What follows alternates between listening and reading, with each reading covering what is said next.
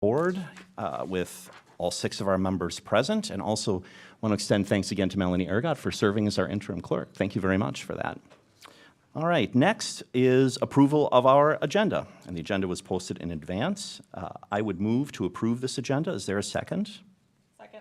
Thank you, Nancy. Motion and second to approve the agenda. Any final discussion? Hearing none, all in favor, please say aye. Aye. Any opposed? That motion carries. We'll move then on to student reports, and I believe we have 2 of our student guests here. I'm not sure which are going to go first, but I'm just going to announce both of them together. We have Hasti Ghasemivaghar. How did I do? Pretty good? So. I'm getting there. You're gonna have to coach me as to how to pronounce your name. So welcome, and then also we'll welcome Noah Minty in a moment as well. But please go ahead, welcome. Hi, my name is Hasti Ghasemivaghar. Okay, and I will be presenting about the student life and the academics for the past month. So this past month, we had our charity week it was February 27th to March 4th. And for our charity week, each day of the week is picked for a charity, and all of the money raised will go toward that charity. Usually we have school clubs and business partners in West Bend community help picking one charity and also giving donations for that day. And for this year's charity on Monday, we had Chicks for a Cause, which was sponsored by Student Council and FCA. And the donor was West Bend Medical Center and American Companies. On Tuesday, the charity that was sponsored was Friends, Inc., and it was sponsored by Interact Club. And the donors was Interact Club and West Bend Sunrise Rotary. On Wednesday, NAMI was sponsored, and it was sponsored by Youth Impact Club, and the donors were Youth Impact Club and West Bend Mutual. On Thursday, the sponsored charity was Blue Lotus Centered, and it was sponsored by East NHS and West NHS and Seed, and it was also donated by these clubs as well as Riverside Brewery. And on Friday, it was Gary Sinise Foundation, sponsored by Student Council, and the donors were Delta Defense. And they actually matched $2 for every $1 that was raised by our students. And on Saturday was our very own Boys and Girls Club at Washington County. It was sponsored by Student Council. And overall, we raised $51,500, which is going toward these charities, which is significantly higher than the 2021, which was $34,000. Next, juniors took their ACT on March 7th, and the pre-ACT will be taken by freshmen and sophomores on April 18. Sophomores will also be taking the Wisconsin Forward exam, and the upperclassmen will be having a virtual day for those testing days. The AP exams are also coming up soon, May 1st through May 12th. So AP students are busy studying, including myself. The business classes also are hosting a charity event for the Full Shelf Food Pantry, and they're hosting dodgeball, basketball, and mini golf tournaments to help to go for that. The scholarship interviews was something else that happened from March 8th through March 15th. And the ceremony is bound to happen on May 1st. And lastly, the soup night. Mr. Olson and Mr. Heather at our own high school are hosting the 5th annual Autism Awareness Soup Night, which is going to happen on April 24th from 4 p.m. to 6 p.m. And it's open to everybody, so everyone are welcome. That's all I have for the academics and student life. I will pass it on to Noah Minty. Yes. Alrighty, hi, I'm Noah Minty, back again on behalf of the clubs and co-curriculars of West Bend High School. I'll just start things off on a real quick update of what has happened recently and what is upcoming. So, the forensics team went to state in Oshkosh, and Hasti here actually won a scholarship from WFCA.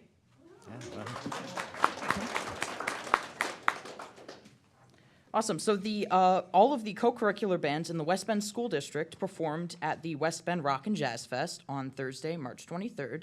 It was in the Silver Lining Arts Center.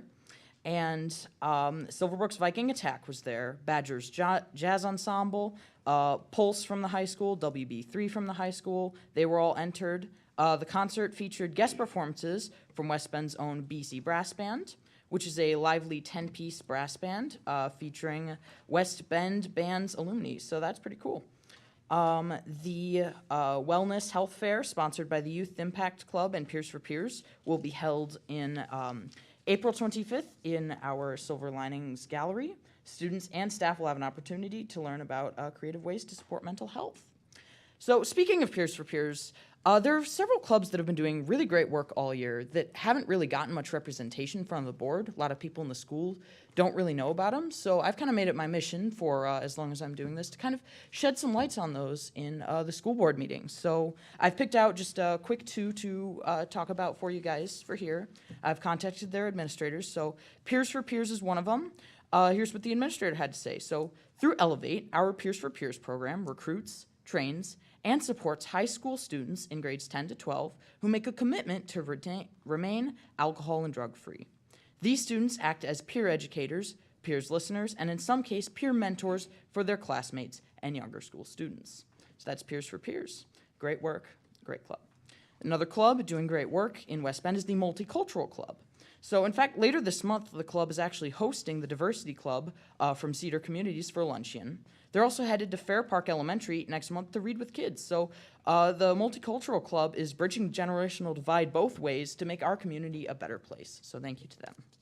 Now, usually this is where you'd be rid of me. However, I can't pass it off to anybody for athletics, so I will be staying here to represent the athletics. So spring sports are in full swing. There aren't any windows in here, but based on our weather today, we can hopefully look forward to drier fields and some more sunshine.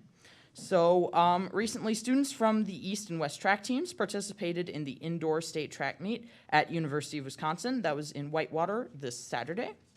The Dolphin shows will run between Thursday, April 27th and Saturday, April 29th. John Mundell, a West junior, took third place in the USASA Nationals in Colorado for snowboarding. James Danaher, a West soccer coach, was inducted into the Wisconsin Soccer Hall of Fame. And coming up all around the Bend, a local business showcase, will be located in our field house on April 29th. It will feature performances from various school groups and concessions benefiting the different athletic teams. Some upcoming Booster Club events. The West Bend West Athletic Booster Club is hosting Chasing the Chill on April 22 at 6 p.m. in the Washington County Fair Park.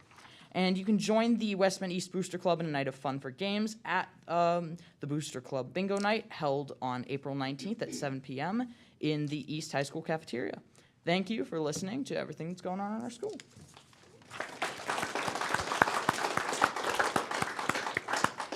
Great job. Thank you for your presentation, for keeping us connected. We really appreciate it. Let's move on to recognition. And is Molly Hengst in the audience today? I believe she, oh, there you go. Sorry, you were hidden behind the podium. I believe you're going to introduce some of these folks, correct? Is that right? Yes, I will actually go first. I'm just going to call up Robert Muehlbauer. He is the advisor of our chess club, and he's going to explain all of the accomplishments. You have forensics Oh, listed first. Sorry about that. Yes, Just we want point to of take order. these in the correct order. That's right. Thank you. Wisconsin Forensics, nope. Wisconsin Forensics Coaches Association Scholarship. Okay, so I will ask our forensics coaches to come up now if they want to come up. Right. This is Ashley Sexton. She is East Forensics, and Danielle Schumacher is West Forensics. Right. Welcome. The recognition you have before you, you actually heard from Mr. Minty just a moment ago. Our East senior and the West Bend East valedictorian this year, Hasti Ghasemivaghar, was honored by the WFCA with a scholarship at our state tournament on April 1st. It's a very big honor. This year, the applicant pool was 27 seniors, and Hasti was only one of 6 to be chosen for this honor. And we are very, very proud of her for that. Excellent. Thank you.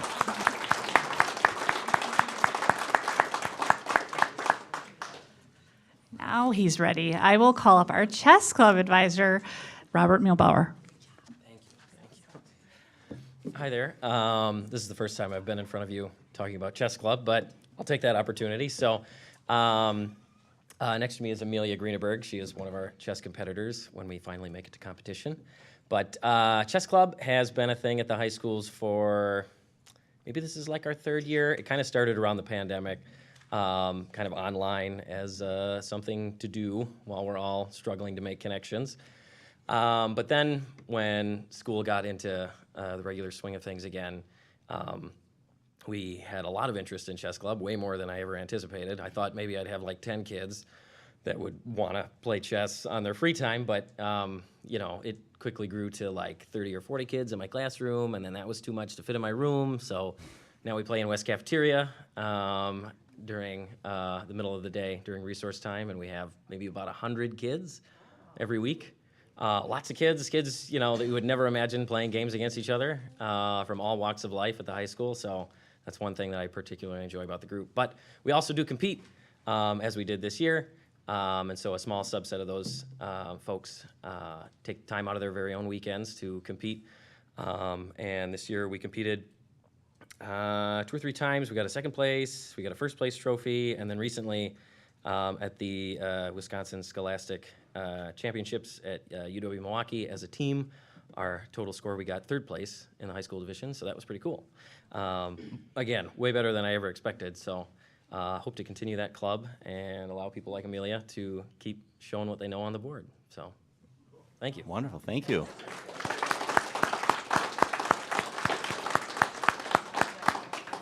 All right, I'm going to invite Aaron Felber up to the podium for our next presentation. We're up for state recognition, West Wrestling.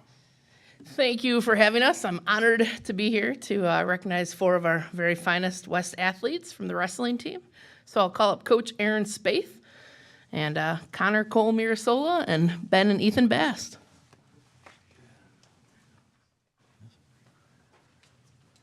Why don't you guys right here? We'll do like lightest to heaviest, kind of like what we do in the room.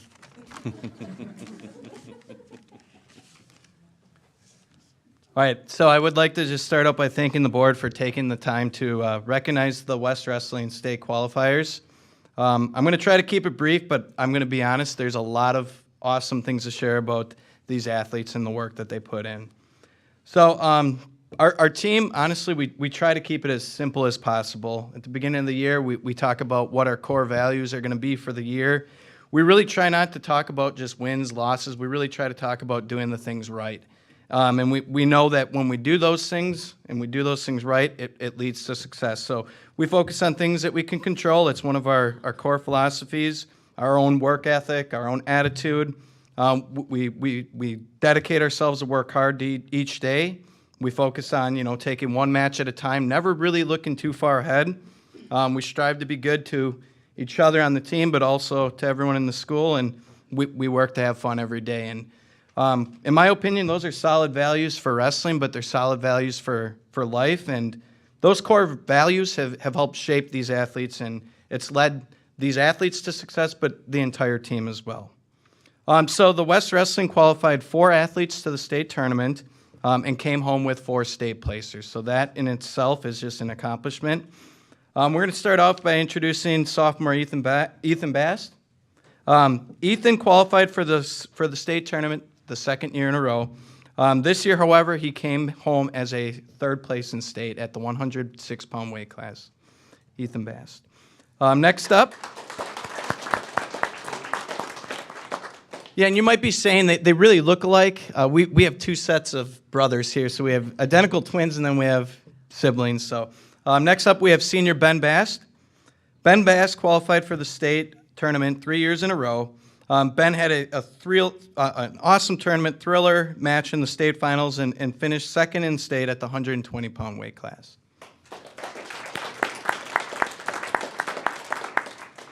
Next up, junior Connor Mirasola. Connor Mirasola won the 195-pound weight class, and this is his 3rd consecutive state title as a junior. Wow. And lastly, we have brother Cole Mirasola. Cole, actually, you know, looking at him, you'd kind of guess his weight, 200 something. Cole won state at the 285-pound weight class this year, and it is his second state title. Cole Marisola. In addition to their individual success, I mean, these sets of brothers teamed up and placed second overall in the Division I individual wrestling tournament in the team scoring. So two sets of siblings placing second in the largest tournament in the state. I mean, it's awesome. They also served as leaders to the team that finished undefeated in conference for the first time in school history that's been done and became the North Shore Team Wrestling Conference champions. It was a very fun season filled with a schedule of out-of-state and national level tournaments, and all of that work was to prepare them for the state tournament. And, you know, we came here in fall and we asked for permission for an Iowa tournament and a Minnesota tournament, and at the time it seemed kind of like crazy, but it was the right thing, and I truly think that those steps and the support from the board helped them have the season that they did. So thank you. Thank you all.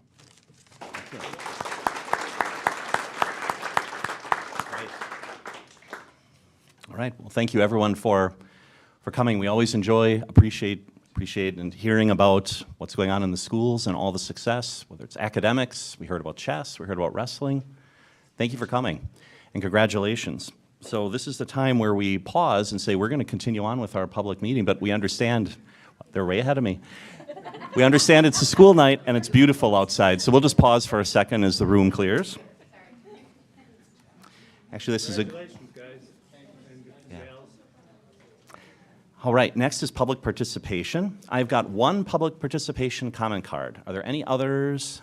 I don't see any, so we will proceed with public participation, and I'll proceed with the president's announcement. We've come to the public participation portion of our agenda. Board Policy 187 prescribes the nature and procedures for this segment. I summarize the policy at this time, but copies of the policy are available in the back of the room, and I urge you to familiarize yourself with the policy in its entirety. Residents of the district, parents of children in district schools, and employees of the district may participate. Participants desiring to address the board should obtain and complete a participant comment card near the entry and turn it over to the president prior to the meeting or when allowed by the president. Participants may comment concerning an agenda item or a non-agenda item. Each participant will be called to the podium and given 3 minutes to speak. The participant must state his or her name in relation to the district. This information will appear in the minutes of the meeting. The board will not engage in debate concerning the remarks or take immediate action. The board may refer the matter to the superintendent, a committee, or take the remarks into consideration in future action. Board Policy 872 provides a formal process for citizen complaints, and Board Policy 520 provides a formal process for employee complaints. The board recommends use of these procedures as they guarantee a fair and timely response.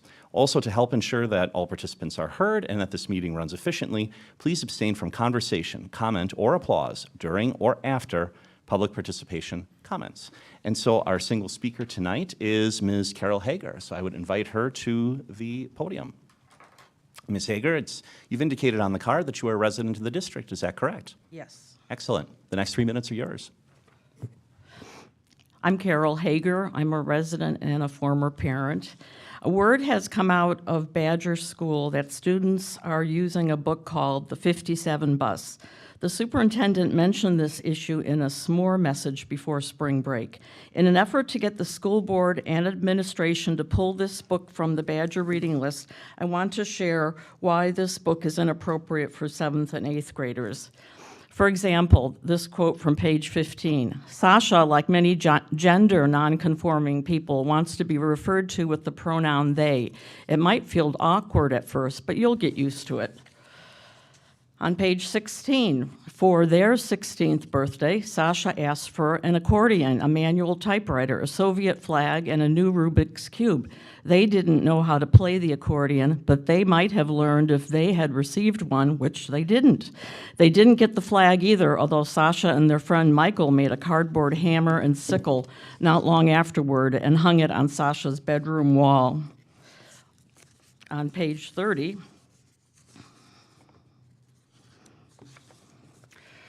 Sasha is explaining that there were other choices besides he and she, choices like it or they, or more recently invented gender-neutral pronouns like ni, vi, and z or she.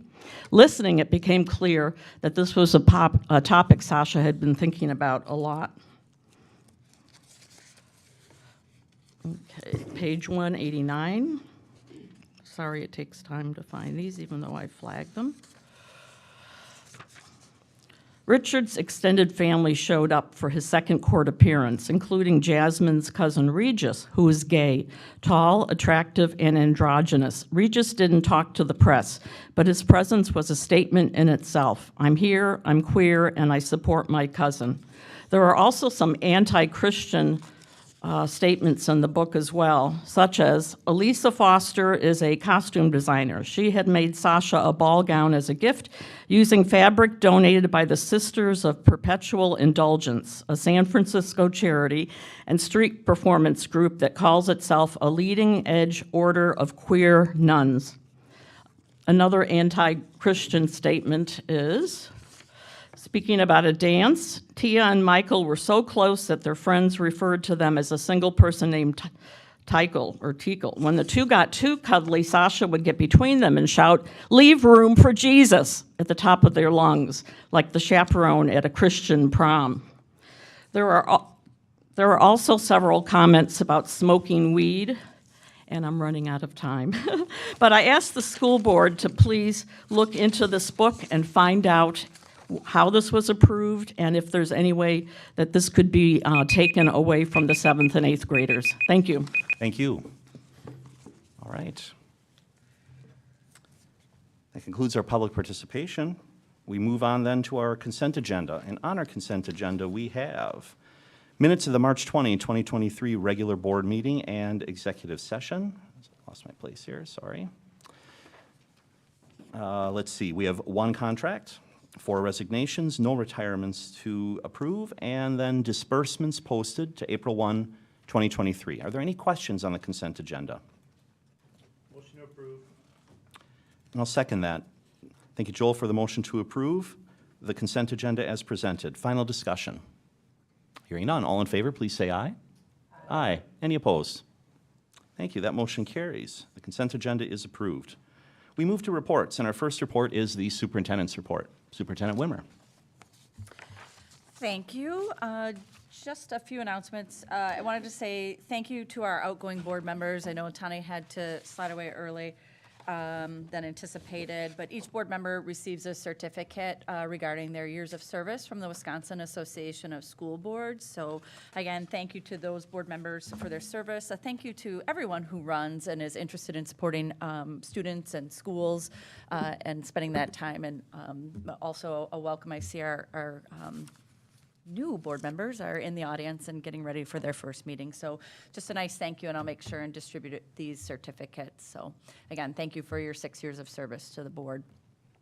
A date to be aware of, we've partnered with the West Bend Police Department to provide a Keeping Kids Safe online. This is an informational meeting for parents, guardians, family members, any community member on keeping kids safe online, how to help students use the internet responsibly. The date is Tuesday, April 16th, 6 p.m. at the Badger Middle School cafeteria, and it's going to be hosted by officers from the West Bend Police Department, staff from our own Student Services Department, any useful tips for families on several topics, including online privacy, preventing inappropriate content, and online enticement potential. So it's a partner program with the police, and everyone in the community is welcome to attend to learn how to kind of keep kids safe in an online world. You heard our students present the Autism Awareness event. So we have time before that next board meeting on April 24th. It starts at 4 p.m. It's the 5th annual Autism Awareness Soup Night. Begins at 4 p.m. in the East Cafeteria. There will be a variety of soups from local restaurants, bowls that are made by our students from the art department in our schools that are available for purchase, and all the proceeds are donated back to the West Bend Special Education Program. There'll be live entertainment with accordion playing and all of those things, so it'll be a great event. Stop out, and we have time to stop in prior to our board meeting. Our community and our staff might have noticed we, in our last update, did an ask on behalf of the Public Schools Foundation. That's an education foundation that we have in West Bend, and they're seeking some big ideas. So the last big project the foundation kind of helped spearhead and garner was the Silver Lining Arts Center. Over at our high school's campus. We host events there all the time. That was a large-scale community effort. So they're seeking kind of what is that maybe next big idea or something really comprehensive for our community and our schools to tackle that, as you know, that touches everyone. Our elementary students do their performances there, all of those things. So they're seeking those ideas, also looking for feedback around events that they've had in the past, other opportunities to engage people to bring awareness to the foundation or look for potential new trustees, as well as an all-call each spring they put out mini grants. So they set aside part of their dollars to just really incentivize innovation, looking for innovation, the arts, or physical activity for our students, our community. So anyone can fill out one of those grant application forms. They're found in our district news, right on our website, or you can reach out to me or any member of that foundation to help you with that process. We're more than happy to. So again, those pieces are coming up. I believe that deadline's in May. I didn't write that down, so double check that website or reach out and I can help you navigate that progress. So again, would be wonderful to see a plethora of ideas and engagement for that. Hot off the press, Scott Mindel, who is an East Social Studies teacher, has been awarded the 2023 American Legion Department of Wisconsin District 2 Teacher of the Year Award. He is also now eligible for the state-level American Legion Teacher of the Year Award. It couldn't be more well-deserving. Behind everything that honors veterans, largely at our schools, our community, he is bolstering everyone and getting teams together to make that happen. So couldn't be more well-deserving. They will be awarding that at their spring meeting at the end of April. So I look forward to seeing Scott receive that award. And just a reminder, we have 2 concerts coming up. Tuesday, April 25th, the High School Chamber Strings performing at the Bend Theater downtown, 7 p.m. Don't let the road construction scare you. And then Wednesday, April 26th, high school bands will have their spring concert at 7 p.m. again at that Silver Lining Arts Center, so feel free to join us. And one thing for the board, I'll send out a reminder, but we have finalized, you might have recalled the snow day that impacted our chamber leadership day. Several board members were set to attend to participate in a roundtable. I'll send out the details, but on Thursday, May 4th, we'll be doing a shortened event for the community as part of that chamber leadership day. So I'll be seeking some board members to participate in a panel.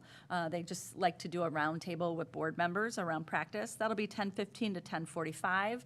And I'd urge you to stay a little bit after we do a high school tour. Jen Potter, our executive principal, who's here, will be leading some things. We'll be checking things out. And then favorite part is sitting with students at lunch that's catered by our own culinary students. So I'll send out more information, but just to put that on your radar if you can participate, I'd appreciate it. That's all I had for my report. Thank you. Any questions for the superintendent? Thank you. All right. Thank you. Next, we have our canvass report from the April 4th, 2023 spring election, and Melanie Ergod, our clerk, will give us that report. All right, so I did participate in the canvass report from the April 4th spring election. The Board of Canvassers met on Thursday, April 6th at 4:30 to canvass the votes from the spring 2023 election. The total number of votes cast for School Board of West Bend Joint School District Number 1 was 44,602, of which June Krieger received 7,324 votes, Chad Temez received 8,813 votes, Kelly Lang received 8,092 votes, Nick Stewart received 6,634 votes, Bill Schultz received 7,041 votes, and Lori Schlomer 11 received 6,569 votes. June Krieger, Chad Temez, and Kelly Lang were each elected to 3-year terms expiring in April of 2026. They will officially take office Monday, April 24th this month. So congratulations to the new board members who are in the audience. Yes. All right. Thank you for the report. We look forward to our new members joining us. Now, correct me if I'm wrong, Superintendent Wimmer, I think they join us at our next meeting? Correct. Okay, Board members per statute take their new seats on the fourth Monday of the month of April, so we're readying them for that role. great, excellent. Look forward to serving with you. Thank you. All right. And Melanie, I believe you also have the Curriculum Committee report. Yes, I do. So the Curriculum Committee met on March 21st. We received an update on the parent review of the Human Growth and Development materials for grades 4 and 5. There were a handful of parents that did come and review that, both here at the Service Center and also at the library. We received a proposal for the high school language arts course review and revision, and that will be presented tonight, so I won't go into a lot of detail on that. We also received an update on the proposal of early learning literacy materials. That will also be presented to the board tonight. And the McGraw-Hill unit outlines will be presented tonight as well, so we can look forward to hearing from those. Action-packed agenda tonight. All right, thank you. Any questions for Melanie on the Curriculum Committee? Hearing none, then we will move to our discussion items. First, we have a discussion item related to out-of-state travel for debate. And I believe Dr. Jill Reese is going to walk us through that. Good evening, Dr. Reese. Thank you. Unfortunately, you're going to see me for the next few items. Not unfortunate.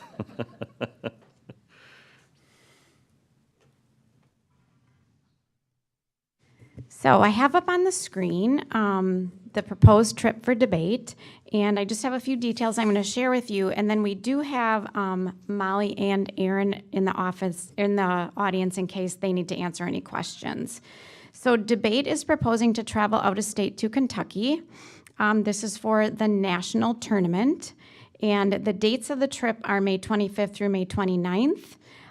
Much of the cost for the students is covered by fundraising, so the total trip for students would cost $100 per student. If you go through the doc, we have a kind of an updated trip document that we've asked people to use. Sorry, my arms aren't that long. And so, I'll just go through the...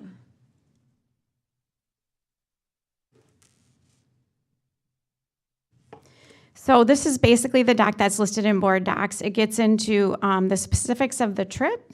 It gets into what they're going to see, the dates and the travel itinerary, and the cost and the breakdown of costs. And like I said, if you look at the breakdown of costs, this trip in particular is much more costly than it seems to students, but a good portion of it is covered by fundraising. So it's really a nice trip for students at $100.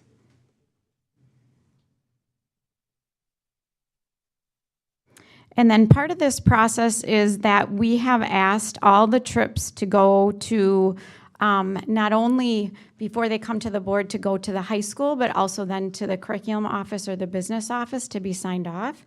And so that's something we've kind of put in as part of the new process. And so you can see we verified the trip down below. So are there any questions about the trip for debate? This will be coming back for the next board meeting for actual approval. Any questions? Just have one participant question. I see there's 6 participants that'll be going to the out-of-state trip. I'm speaking from a person who wish he was in forensics in a high school age. I'm just curious, how many total population of students do we have in the club? Are just a percentage of them going to the state? Students, come on up. Danny Schumacher from West Forensics. So for this one, and I totally feel you, I really should have also been in forensics, but band had my heart. So students do have to qualify at a specific tournament. So for this one, they had to qualify at a tournament on March 25th, and only, I believe it was 2 students for that trip. I apologize that I don't know the exact numbers because they're actually, most of them are the Easties, so I cry over that a little bit. But as far as population of students who are in forensics. For my team, we only had about 10 students this year. We definitely need to get on board with recruiting again. So, yeah, hopefully that answers your question. No, that answers our question, and just look forward to helping out with recruiting and just getting your name out there. So I'm in favor of the trip and the 6 individuals that earned their way. So congratulations to them. Thank you. Any other questions? So this will come back to our next board meeting for action? It will. Great. Then why don't we move to the next item, which is out-of-state travel for Orchestra. So similarly, we have the document that they filled out for performance at a music festival in Gurnee, Illinois. This trip actually around the same dates. So they're going to perform at Music in the Park on May 25th. And the cost is $300 a student, but that covers a number of things. And I'm just going to go through the docs so you can see kind of what that covers. My apologies, I'm just going to scroll down. They do have, similarly, you know, the itinerary, all the different things that they're doing. One of the things you'll note in what they're doing in their itinerary is part of the cost covers admission to Six Flags also. This trip is over the weekend, so they're going to enjoy themselves at Six Flags, hopefully. But it includes transportation, hotel, dinner, breakfast, and the theme park ticket. So that's why the cost is a little bit higher. Also, it doesn't have the same amount of fundraising, but it still is a good deal for the students that are able to attend. So any questions on the orchestra trip? So this is, it's great that there's the kind of extracurricular benefit of Six Flags. I mean, what kid doesn't like Six Flags? But the main part, it looks like in the write-up here, is that they'll be in a formal performance setting, and they'll perform, and there will be an assessment. Is that correct? That's what I understood too, and I don't know if anybody is here from orchestra that wants to give more detail on that, but that's what I also understood. Okay. That's correct. Great, thank you. Thank you, Molly. Other questions? What's the district cost for this? Or is it just fundraising and student cost? I believe it's student fundraising and cost. I don't believe there's additional cost beyond that. Okay, other questions? All right, this too will come back then next time for consideration for approval. And early learning literacy adoption is our next agenda item. So early learning, as Melanie stated previously, that this did come to curriculum committee. So I'm going to walk through the slides with just a few little changes from curriculum committee. We also have a set of feedback that we took from the public. And I do have that listed, and I will just briefly show it on the screen. We didn't have a ton of people give feedback during the public participation session, but there is a bit. So I will leave that for discussion or for you guys to look at your leisure, and then we'll come back to that next week also. So, the overview for this is really just to kind of share the intent, the overview, and then the feedback that we collected based on the public review. So just kind of setting the stage for what is taking place here is we're looking to potentially bring forward new literacy resources for early learning, and that's for the early learning like 3K, 4K program we have in the district. That would cover our in-district sites and our community sites also. So it would be using that curriculum at all of those different locations. Our teachers were surveyed mid-year about understanding and kind of understanding where they needed assistance with the current Montes and Pinnell resources. Because if you remember, last year we did adopt K-6 Montes and Pinnell resources, and these resources would align with that work. And so we did do a survey for them.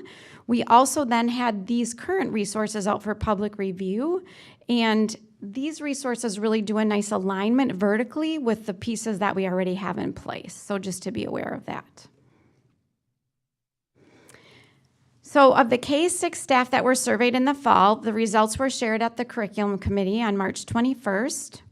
We did agree at the curriculum committee to resurvey the staff with a few updated questions based on the curriculum committee's request. This new survey will go out in May, and I agreed with the curriculum committee that I'll give them some sample questions and things before we send them out so they can kind of see what we're surveying. The curriculum committee also did decide to move forward with the early literacy adoption, and that's why we're here for discussion tonight. So we kind of essentially separated those two things at that meeting into kind of two buckets. That we would still move forward with the early literacy adoption, but we would also still survey staff with the current resources that they have K-6. So just a little update on implementation. I just wanted to be clear with people because when we implement something, it does take a bit of time. And one of the reasons I believe we didn't have a real strong pool of people giving feedback on the K-6 resources is because we surveyed them in September and we implemented those new resources in August. So they didn't have a ton of time with them. It was very new and just kind of an understanding then of what implementing something new looks like. And it usually takes kind of a bell curve or underdeveloped bell curve look at it where they kind of come in, they kind of get used to it, then they feel better about it, then they kind of plateau or get, it takes kind of a jagged path. It's not necessarily a straight line. So I just wanted people to be aware that implementation of any new curriculum is complex and time consuming because programs demand changes in content and instructional approaches. We plan to take this implementation through multi-years, and the overall process requires prep, planning, monitoring, and adaptation, and we plan to do that. And I think with the survey that we're gonna redeploy again, we'll get additional feedback that will help us plan and prepare and do that work. So the public review for early learning literacy, this was the timeline that we had. So the early literacy frontispital books were set out for public review and feedback. March 6th through March 13th, they were here at the Administration Center for people to come in and give feedback on. And March 13th through the 20th, they were at the West Bend Public Library for people to give feedback on. So I just wanted to put a picture in of what they really look like. So these were the things we gave people an opportunity to page through, to look through, and to really take a look at. The kit that you see on the left-hand side is the actual teacher resources that would be in the classroom. The books that you see on the right-hand side are also specifically teacher resources, but doesn't get into student resources. It's more teaching resources for the teacher. And those are mini lesson books for the teachers. So we had all the sets of those out for people to look at. So they were reviewed at that time by 3 public constituents. They were open for public review in those 2 spots that I said, in the district and at the public library. We did not have anybody review when it was at the library. All of the public feedback came from the time we had here at the administration building. And so the feedback looks like this.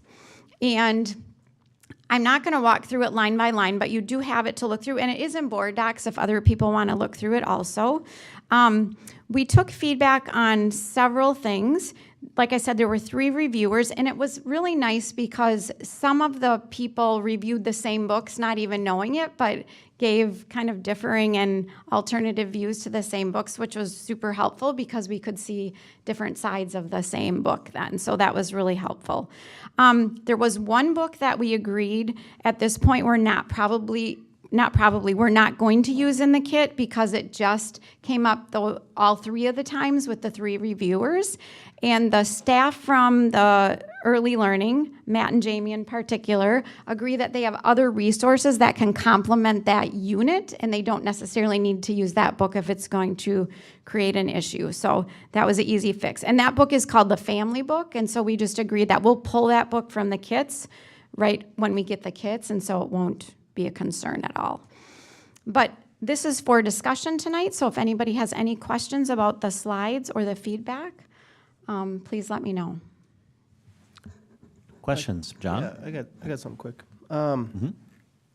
So I see it says the teachers were surveyed. Did we get that information from the teacher survey and how they feel about a new curriculum being implemented?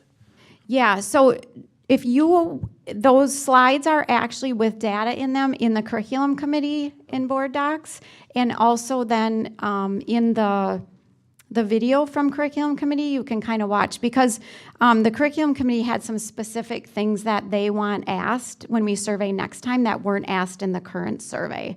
So we did ask, I think about 12 questions on the survey, but I don't think it was really getting at necessarily what the board was looking for. So we're going to resurvey again. Was there any concerns from the teacher side that you would feel would stop the implementation of this, or at least have us review other things? I mean, because I know that's kind of a big thing. They got to teach it and they got to be comfortable with it when it goes in. So we only had 41 participants, so it was really hard to say kind of big picture, we're going to stop something or we're going to totally change course with that small amount of people answering the survey. There was nothing that was glaring to say like, oh my goodness, like this is urgent, we need to stop this now. There were suggestions for things we could do to improve some of the planning and preparations and things like that. And did we do any of those? So to this point, so we surveyed in September. So we did do some of those through professional learning. So I think when we survey again, hopefully we'll see if we've actually shifted that viewpoint or that opinion. Okay. I have some comments. So I did go go through the curriculum when it was available here, and with the exception of the one book, I found most of the resources to have mostly appropriate content. And since it was agreed on to remove that particular book, I feel comfortable with the content of it.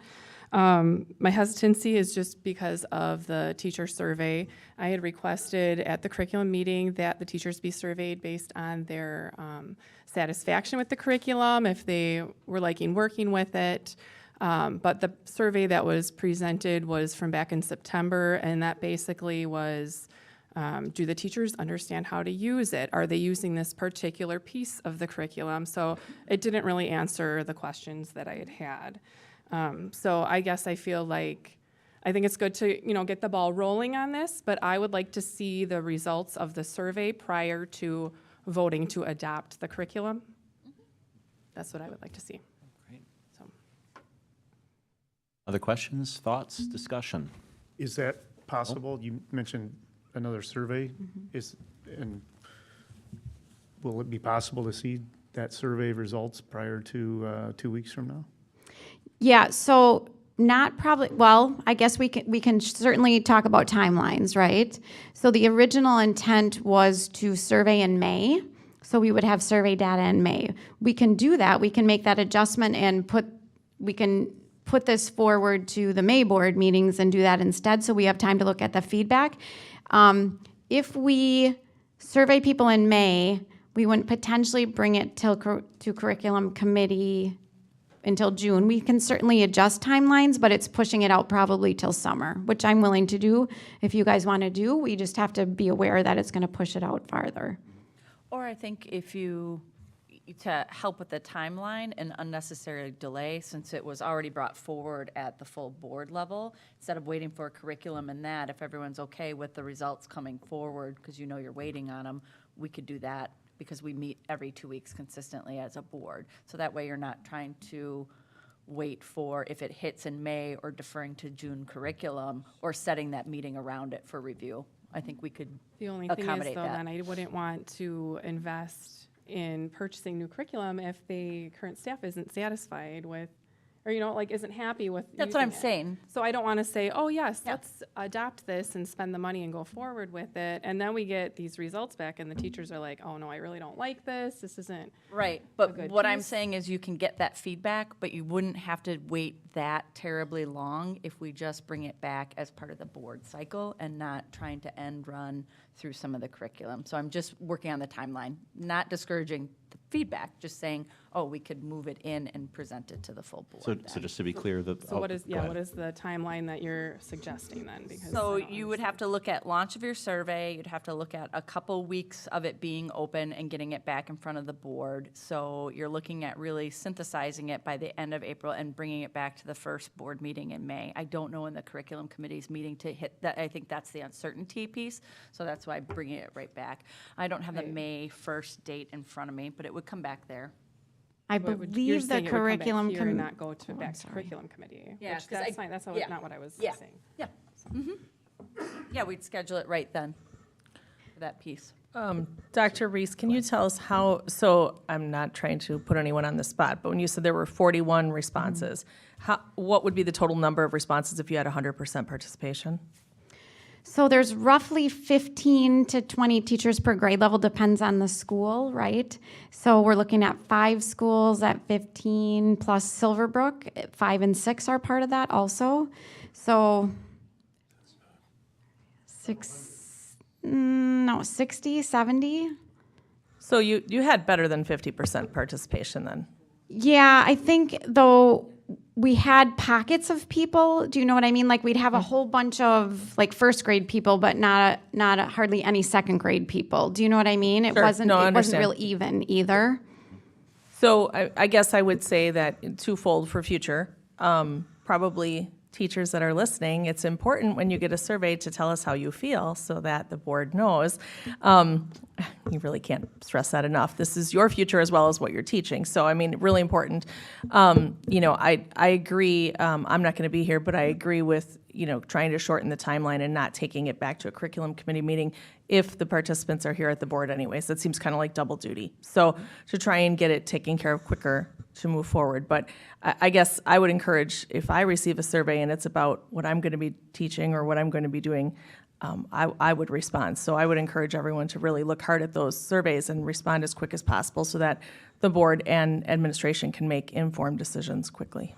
Thank you. Will they have the ability to review this still, the teachers? Or is that locked down now until You we mean to purchase it? review the Curriculum that we're about to implement?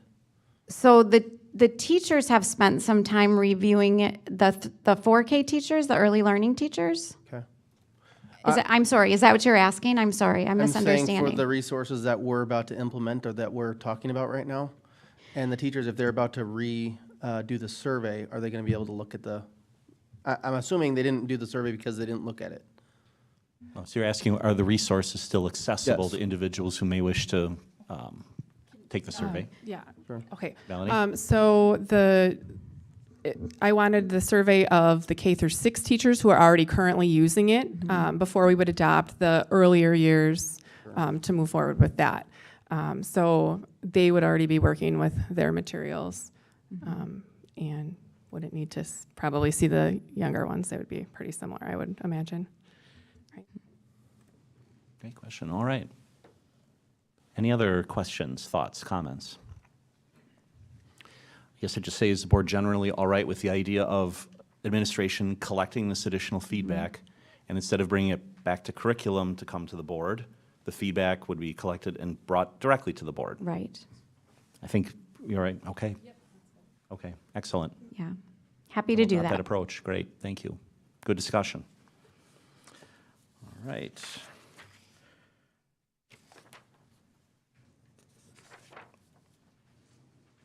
All right, Dr. Reese, are we on to social studies grades 5 through 8? We are. Excellent. So this again is a sort of a little bit of a repeat presentation because we did take this to curriculum committee a couple times, so we're bringing it back. So I'm just going to share with you a little bit of historical information, updates on the status of the work, examples of the work, and next steps. And I know that for those of you that have, actually everybody that's on the board right now had something to do with social studies last spring, so this is kind of an update on that work and that approval that went through the board. So in May of 2022, the school board approved the purchase of McGraw-Hill Social Studies resources for grades 5 through 8. August of 22, the staff received the resources and training. They worked on learning the new tools and creating units of study. So this was a plan that I shared for them for the work, kind of getting ahead of it and understanding kind of where they would be, giving them a time to learn the resources, look at the different standards, look at the vocabulary and the things that were necessary for teaching, and then build these units of study for their work. So I have linked in here the units of study that they created. There's multiple documents in there, and I know when I took this to curriculum committee, we brought it back a couple of times because it's quite lengthy and it takes a bit to review. So I'm not going to go through all these right now, but I do want you to have access to them to be able to look at them. I'm happy to open one or two of them if you'd like to take a look right now, and we can talk through it. But if you take a look, you will see that they all start with kind of the teaching points, the standards, get into vocabulary, the resources, all those things, and give an overview of all the different things that are being taught for those units. Different grade levels have a different amount of units depending on the curricular resources they were provided. And also then there's a couple at grade 6 that are kind of still in development because they haven't taught those yet, so they're still adding to those. But this is kind of where, when we met with curriculum committee, this is where the units were kind of at that time. So we're looking for a discussion of the units and then potential action on the units at the next board meeting. All right, any questions on this item? I know you offered to walk through some of the units. I found it to be pretty self-explanatory, but is there anyone who wants an illustration or a walkthrough? And if, while we have board members reviewing this in advance and some board members who are going to be joining us for the first time have questions, they can work through you, Superintendent Wimmer? Yes, so not only are they having that information accessible now, but part of their onboarding, again, being ready for the decisions that'll be before them, we'll have them spend time with the departments as well as myself so that there's readiness there. And any other board members, again, take a look at that, reach out to Dr. Reese or myself if you've got any questions or feedback regarding the work. Great. I think this is another great example of why, as a board, generally speaking, we have discussion, and then 2 weeks later, we have action, so Right. that we're not rushing through a whole bunch of material. We can set it up. So appreciate that very much. Any other Yeah, and questions? there's probably about 30 plus different units total in there, so it's some heavy reading. We're up for it. Awesome. All right. Hearing no other questions, I think we can move on then to the next item, which is English Language Arts High School Course Revisions. Thank you. For that, we have Haley Doherty and Kristen, who are going to be presenting on the English language arts changes for the high school. It's very exciting. Mm-hmm.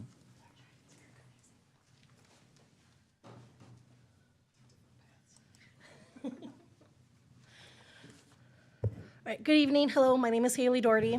I'm Kristen Becker, and we represent the East and West High School. We are the department leaders, and we are really excited because we have some proposals. We came to the curriculum committee and presented there a few weeks ago, but we'll try to go we'll be a little speedier than we were there. But our goal is to make some definite changes and revisions to our current plan, I guess our current system right now, with the hopes of engaging students at a different level. So we're just going to go through some of those pieces.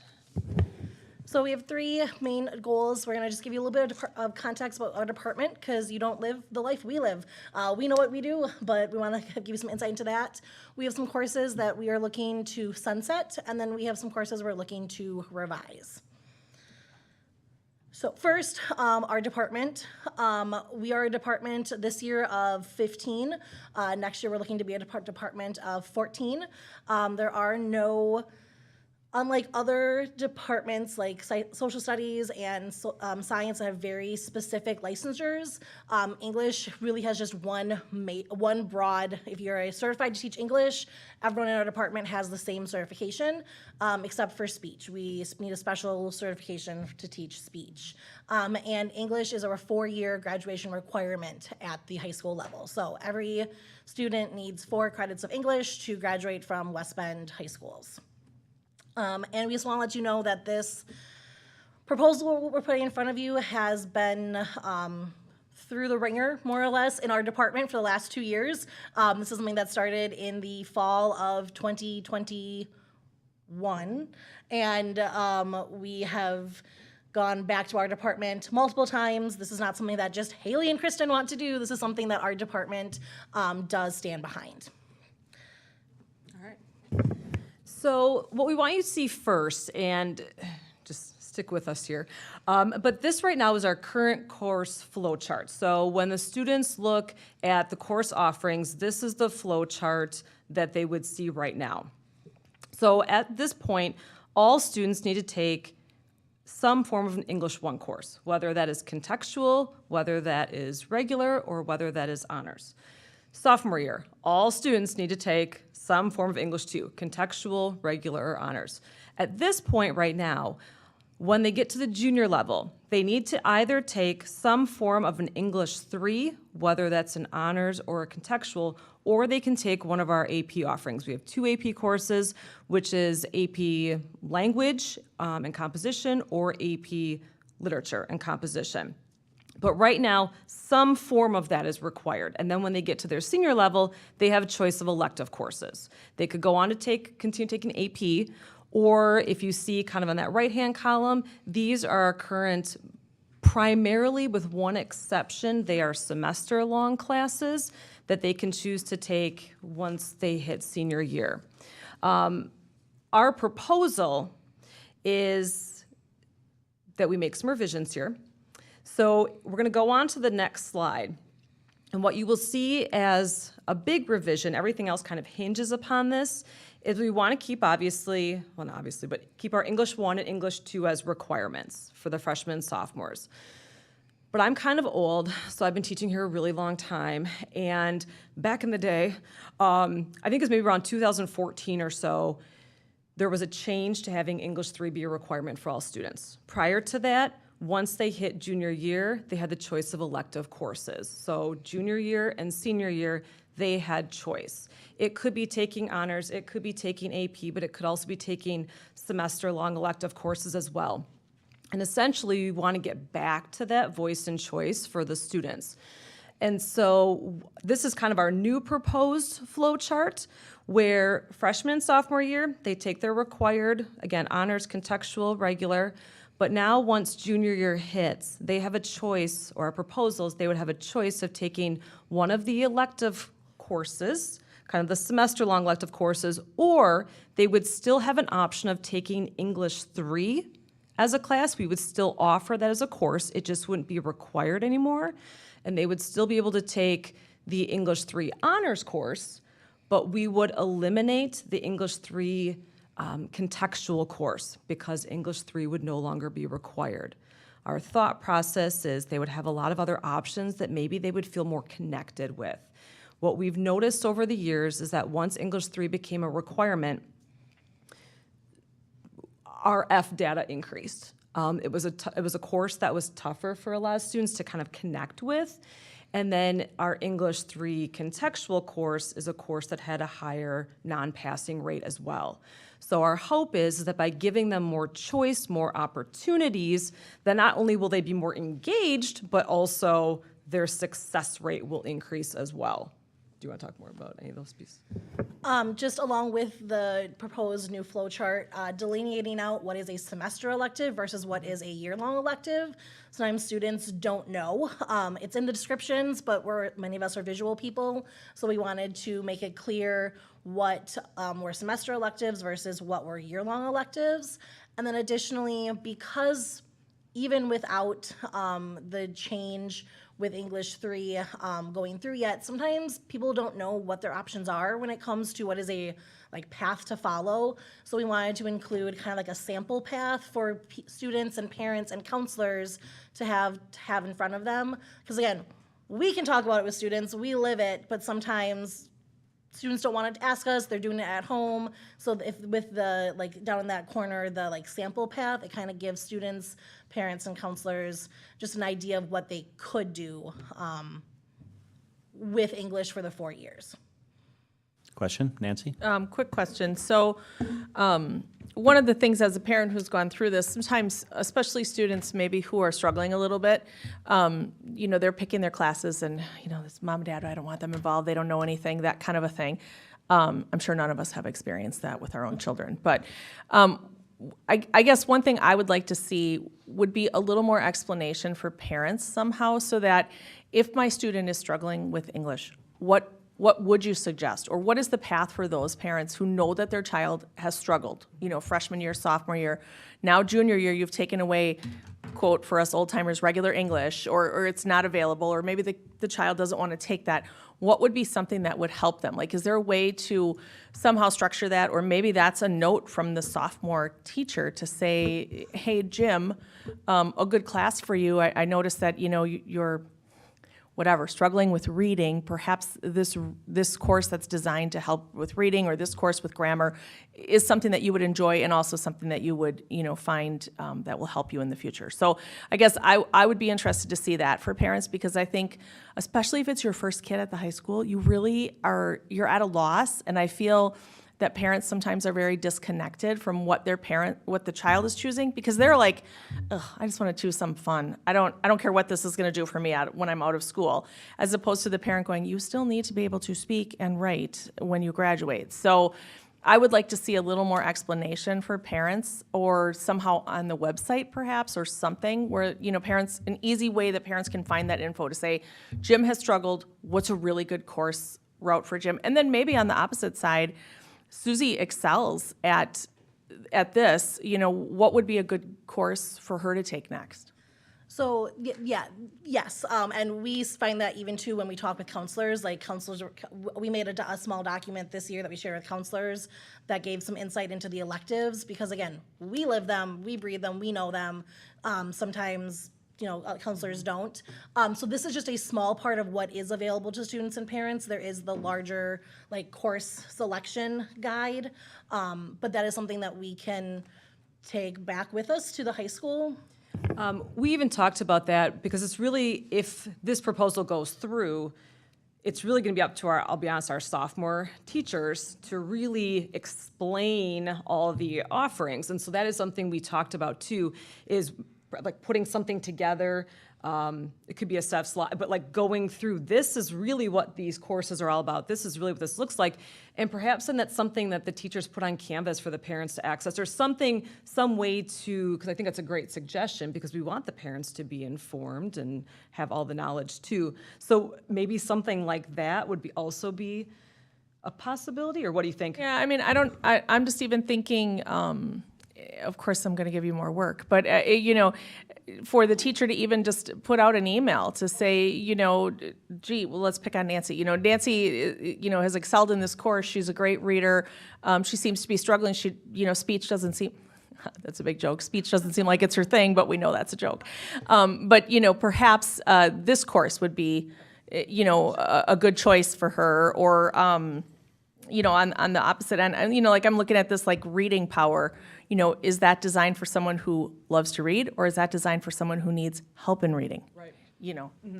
And that is something that I teach freshmen. I often talk through these with my freshmen, and then certain students who I think should move up from regular to honors, I send them up to parents. I also talk to the kid individually. So there is that going on. It might be more teacher by teacher, and that is something like Kristen said, that again, our department has talked about how if we're going to change things, we need to be the ones kind of tooting our own horn and helping kids get to the right place. And much more intentional with that. Correct. Much more intentional. So I think that's great. So to kind of explain some parts of this, we do have a couple courses that in this proposal we would say goodbye to. The first course is that contextual English 3 course that Kristen mentioned. With English 3 no longer being required, it kind of alleviates the need for the contextual level of that. Contextual is a more scaffolded version of the course. It's usually team taught, and that team teaching would then move from just the contextual course into electives that might see an influx of students who need more support. And we have seen the highest number of Fs in that contextual course, primarily because, as Kristen said, and to use your terminology there, it's the regular course. It's the, if you're a student who's not very connected to English and reading and writing, and you have to do all of it all the time, it might be a little like, ugh, this course. But if you have the choice to pick electives, if you would rather do creative writing, I teach creative writing, the kids get ecstatic. The minute I can be like, you can write about whatever you want. Whatever I want? Yes, whatever you want. Or the mythology course, by choosing something that's more in their interest, it might actually see them be interested in what we're teaching. So that's the first course that we're looking to sunset. So the other course that we're looking to sunset is our mass media course, which again is a semester elective. At this point, part of the problem with mass media is that there's an overlap with some of our other courses, such as humanities is one of our other ones, where we'll see kind of an overlap of topics, and writing about film as a literary text. Even in some of the other areas, like the digital media course, some of the technology courses, there's some overlap there, which isn't necessarily, I would say, a bad thing, but one of the problems with mass media is that right now it is not NCAA approved as an English course. For our high school, it's an English class, and you graduate, and it counts as towards your four classes. But if they were to go on and they want that to count as an English course in college, the colleges may not accept that. And so offering that out there becomes a little bit tricky for students who don't have an understanding of that. So our thought really at this point was for mass media to just kind of ride off into the distance.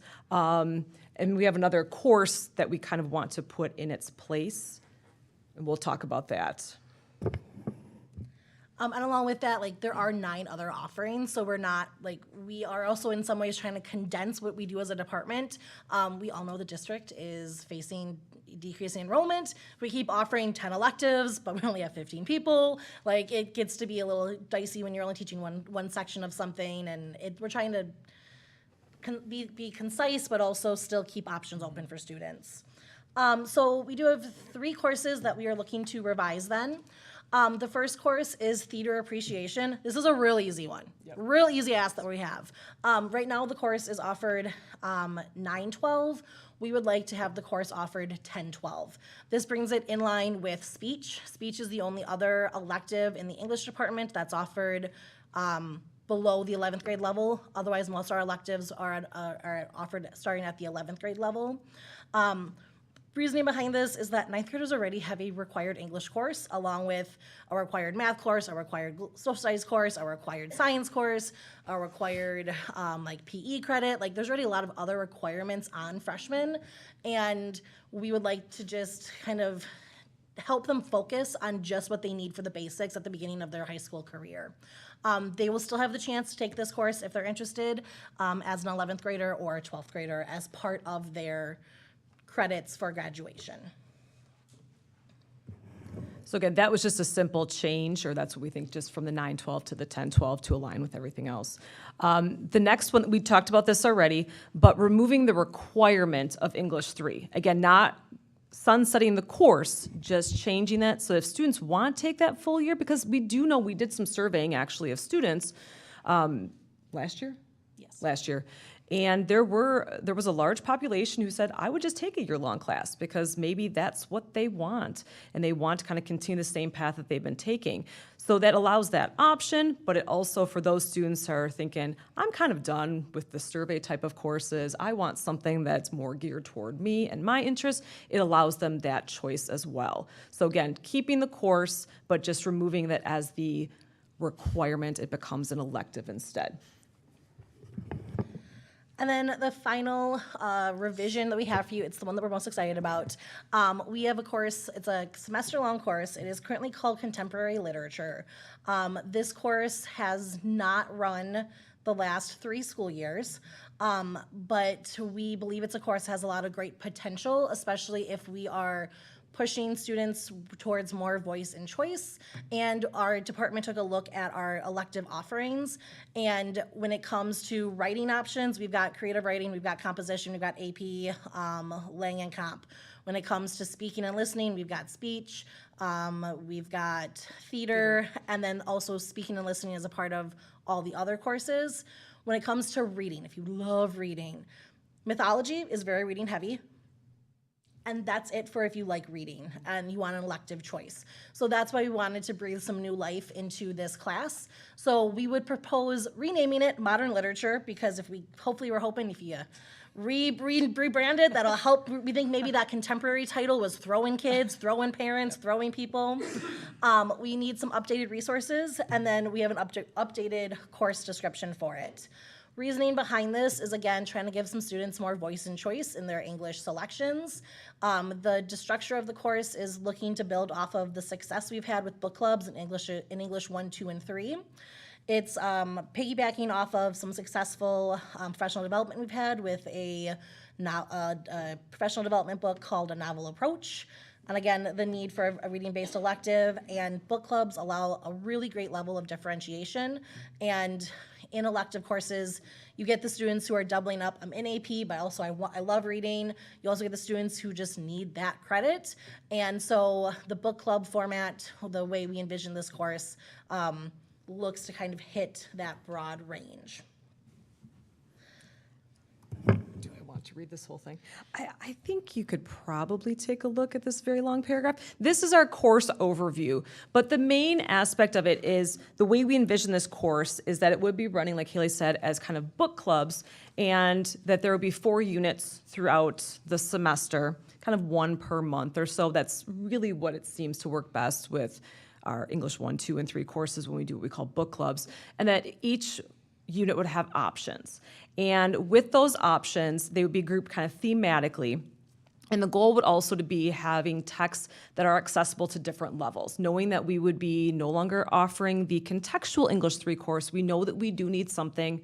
We've also got a class, Reading Power, which is a year-long course for students who struggle with reading. But we also want to make sure that by eliminating mass media and eliminating the contextual, that we do have something that will work for those students who might struggle a little bit as well.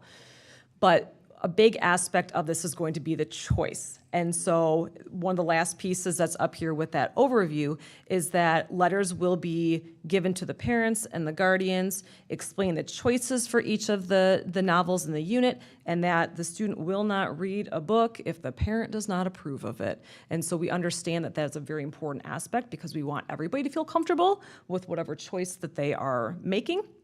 And so that would be a very clear aspect with each of our units in that particular course. We've had a lot of success with sending home parent letters. Kristen and I both teach freshman English 1. We've been doing book clubs in that course since 2020. We actually did, we did some during good old COVID. And we've always sent home letters to parents, and I've had parents strike letters out, or strike books out. I've had parents reach out and just say, thank you for letting us know what's going on. So we look to continue that with this course, again, building on that success that we've had. So the 4 units that we're looking to have in Modern Lit are Mystery and Suspense, which is a type of book that kids don't have a chance to read prior to this course. It's not in any of our other classes. Current and Historical Social Commentary, Mental Health and Well-Being, and then kind of just an independent novel. Pick any novel that interests you with some like teacher caveats of length and genre, or length and like fiction versus nonfiction. And approved by the teacher and the and like appropriate level. Some of you are parents of teenagers, you know that when you say go pick a book and they come back with Dr. Seuss, you have to have a very clear like, no, a book at your level, please. And then the last bit here is, we're asking a lot of you guys, but the only place that we see the need for some budgeting is buying some of those new resources for the Contemporary Lit, Modern Lit revision. We are looking to buy enough books to cover 2 to 3 sections of the course. That's what we propose, or what's what I'm looking for?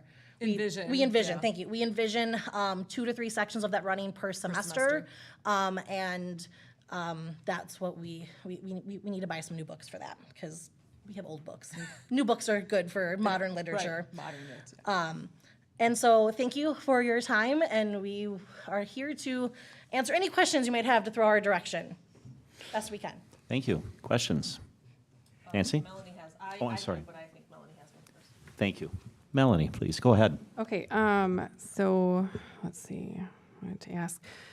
So is there already material chosen for the modern literature classes? Have you already chosen what books would be offered? We or- have not yet. We have possibilities. We've been doing a lot of research and just trying to find texts that in a lot of ways are award-winning texts, ones that have, but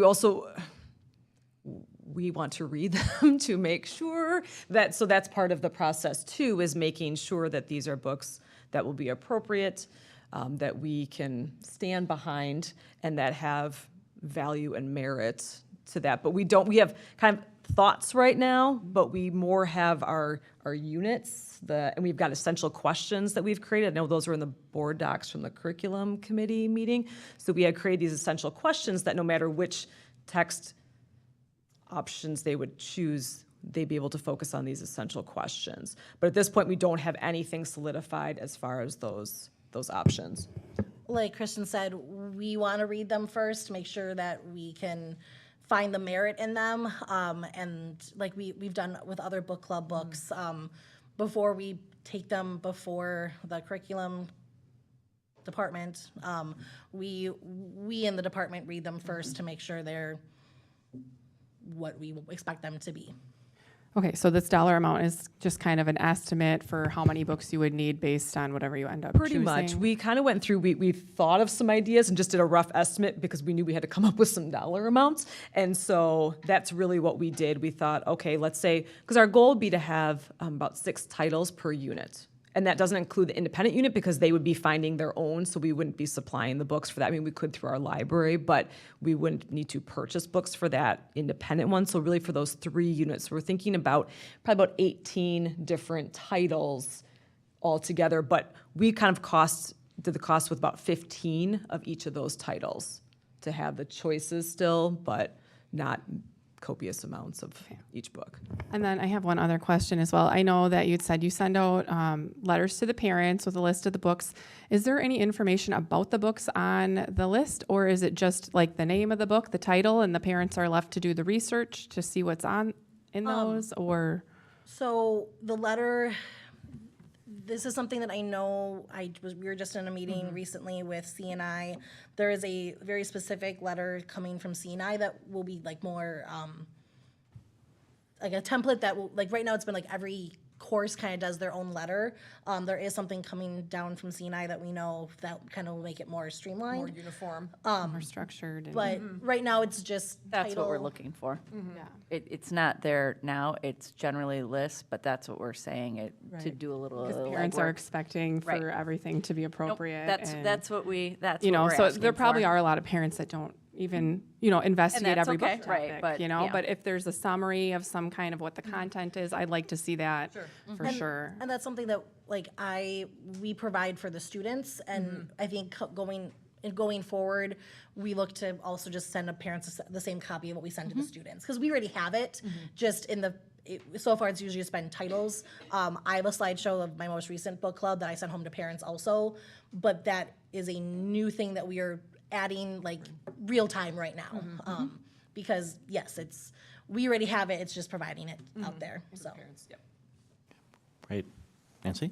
So you answered one of my questions. So approximately 6 options. So let's just look at the mystery and suspense. So 6 different books. I'm assuming you'll pick different, if you're into spy novels or versus whatever, there'll be options for students. So since everyone's reading something different per se, will there be assessments, or is it going to be more of like written type essays at the end, or how will you assess? Yes, I read it. That's a great question. What we envision is more of performance-based assessments as opposed to, we really can't test them. They're not going to be taking tests. But with our book clubs right now, that's a lot of what we've been doing are some really, I would say, pretty cool different types of summative assessments, but they're more performance-based. And so I'm sure we'll have written components as well, but I envision there's gonna be a lot of listening and speaking aspects with the book clubs. And so those culminating, I think, activities will also most likely be more performance-based because they'll be coming in with a different set of knowledge and incorporating it that way. So right now, some of the book club assessments that are happening at the English 1, 2, and 3 levels, we do some discussions. There's one where they make they pretend their character is applying to be on a reality TV show, and then they have to discuss which characters would make good characters in a reality TV show as a way to show they understand character, but also can talk about it. And they have to write a like resume, like an application, so they have to be the character writing as the character, and some of the students have to go through and they have this whole conversation. It's actually pretty cool. We do some essays along with that. So with the 4 units, looking to have a mixture of kind of all of it. So again, if you are a student who struggles to write, but you can speak, there's gonna be a balance of that. It's not gonna be all one or all the other, simply because it's still an English course. English is both reading and writing. There's gonna be, and speaking and listening, kind of all of that. Woven in. We magically weave it all together. And I totally sometimes- believe you. I absolutely believe it. And then my last question, just as an avid reader, you know, and the world is moving to more e-readers. So, you know, we're spending money to buy books. Do we give our students the opportunity to say, hey, there's a downloadable copy as opposed to a hard copy book? I mean, it depends. That is honestly a better question for probably Kim Christensen, because we don't necessarily have the perfect answer for that. Sometimes if we, like say we have 6 of a title, but there's 7 kids who really want to read it, we will seek out if our high school library has a digital copy of it to supplement that. But I can honestly say we haven't looked a whole lot into the e-version of it.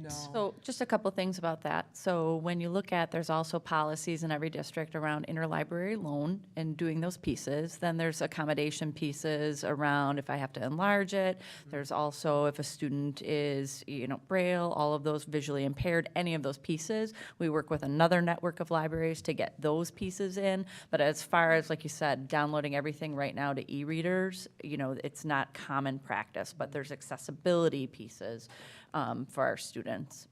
I would just think with this course, I mean, you're talking about young adults who really enjoy reading, right? So I'm, you know, I'm off on spring break and I want to read whatever this title is. It would just be nice, you know, if that was an option. And I'm assuming that'll be something that really hits you in the future with e-readers. So, and even I would say I read a lot on my Kindle through like the West Bend Public Library and using their network of. So I'm sure that. I mean, if we don't have that yet, I'm sure these are all titles that are, or what we would envision to be accessible there too, so that if they want to just download it on their Kindle, they could certainly do something like that too. I think the biggest thing too is point of process. I just, you know, applaud the team and all the work that you've put in is point of process. What they're seeking is permission to move forward because there's so many pieces in play and we don't want to overinvest down a false path. So, you know, as you said, some really great questions, some things that they haven't thought of. As you said, you're going to have to kind of fully bake the assessment piece, some of the resources. So it's really just looking at that so we can set them forward on a path to continue its development.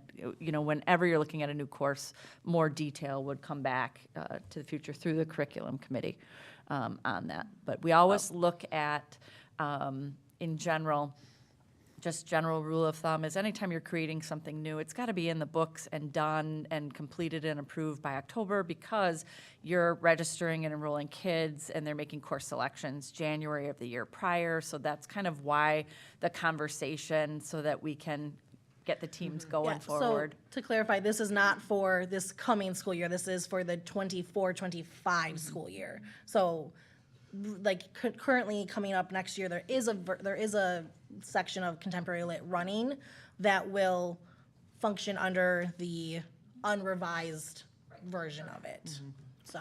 Well, it sounds like a great opportunity for kids, and I applaud you for, you know, going the extra mile to try and find something different that will appeal to students who maybe aren't too excited about what's currently offered. So great job, ladies, and look for the whole team to really do something impressive in the future for the kids. Thank you. Thank you. Other questions? Go ahead. John, go ahead. All right, I just have a couple. So again, I agree. I mean, it looks like you guys put a lot of work into this, and it does look like you spent some time getting this together. But my one concern is the required course for English 3 and the elective. I'm not opposed to the elective thing, but I'm I'm concerned that we might be lowering a standard just to fix a data point that doesn't look so great. Now, I do see the electives are 11, 12, so I'm assuming those are higher caliber classes that are kind of a little bit more difficult and would kind of supplement that English 3 anyways. Is that correct, or? Yes, so ELA standards are 9, 10, and then 11, 12. So English 3 functions under the 11, 12 standards, just like any of the electives. So the reading standards that, like, I teach mythology. So for example, the reading standards that mythology covers are the same reading standards that are covered in English 3. So the standards are the same, it just might be in English 3 you're hitting almost all the standards, a large survey of them, versus if you take mythology, we focus more on the reading standards. Or if you take creative writing, we focus more on the writing and language standards. So it's still that 11th, 12th grade level of work. It's just they're choosing to be in a more specific course versus English 3 that is more, we're hitting everything on a very, my English teachers in college called it an inch deep but a mile wide, versus mythology we go a mile deep and only an inch wide. So let me piggyback off that. So when you look at, to your point, and I think you and I are both thinking of where's my struggling readers, where's my struggling writers, and am I inadvertently allowing them to wiggle away from that, versus I think the importance we talked about before was a firm recommendation for our families, counselors having kind of that, and then those updated guides so that we're getting kids where they need to be. So instead of tackling something that's a mile wide, we can almost tackle kids who are struggling in certain areas and get them into the right elective that's actually going to make a difference in skills and performance, and help them focus that in a little less, like you said, the depth of what they need versus, I think our mind goes to what can I avoid. But all of those classes, as you spoke to, have those standards. But I think that's where our minds were going, okay, how do I make sure this isn't about that? I'm getting kids matched with where they need to be to increase their skills and performance for better outcomes for kids. And they can probably only wiggle away for so long before they'll run out of options, and then they'll have to. That was the main concern is, they're going to have to face reality if they move on with education after high school. So I don't want them to be set up for failure, straight, just because we want to change it and make it a better data point. Absolutely. And then I just had one suggestion. So you talked about you had to read all the books for potential. Have you ever thought about doing a parent book club over summer to kind of spread the?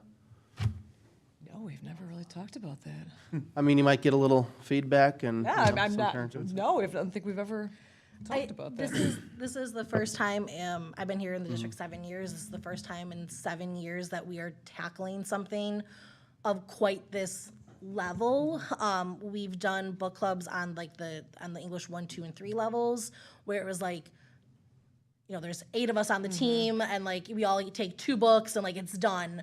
Versus the number of titles we're looking at for this course is heftier. But that is a great suggestion. You could split it up into 2 groups, and I don't know. Might be able to do that. Yeah, never even thought about that. Totally do that with you. And just, Mr. Donaldson, to your point, they can't wiggle away for too long. That is something as a department we looked very closely at. Of okay, if the kid who wants to avoid, well, there's not a lot of avoidance if there's with the courses. That's part of why we wanted to sunset mass media, because in some ways that course has become the wiggle away course, and then. We know what our colleagues are doing in their courses, and we're nope, we know they write papers in that class. Nope, we know they speak in that class. Nope, we know they read books in that class. So that is something that I can personally attest to. Our department has very firmly thought about before coming before you guys. Right. Well, and I'll lower the bar. Trust me.